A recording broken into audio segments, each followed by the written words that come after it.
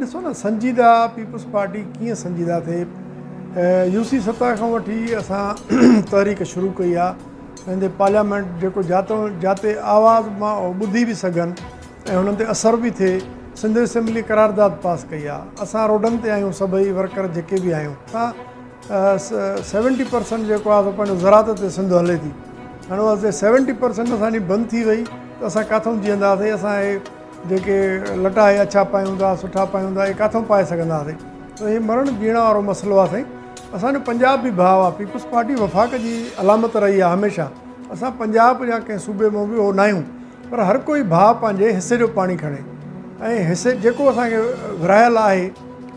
91 वारो ठाह आहे असांजो न आहे पीपल्स पार्टी जो, जाम सादकली जे दौर में थियो, पर असां उन में बि क़बूल आहियूं। हर कंहिं पंहिंजे हिसे जो पाणी खणे।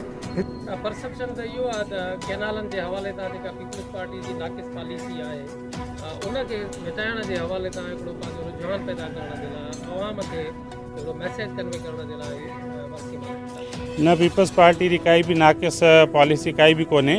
पीपल्स पार्टी सिंध जे अवाम सां, पाकिस्तान जे अवाम सां ॿधल आहे ऐं ख़ासि तौर ते सिंध जे अवाम सां असां ॿधल आहियूं। असां हिन ते रेज़ोल्यूशन बि सिंध असेंबली पास कयो आहे ऐं असां जेको सिंधियुनि जे हक़ में हूंदो बहितरु हूंदो। पाणी जी उहा खोट आहे, पाणी खे असां कॾहिं बि नथा चाहियूं त इहो ॿियूं कैनाल्स ठही ऐं पाणी डाइवर्ट कयो वञे। ज़रदारी साहब भी जेको आहे जॉइंट सेशन में हिकिड़ो ऐलान कयो त असां नथा चाहियूं कैनाल, पोइ बि सिंध जो माण्हू आख़िर तव्हां ते एतबार कंदो अथव? सिंध जो माण्हू जेके आहिनि, जेके गॾु आहिनि, उन सां पार्टीअ सां उहे एतबार करनि था।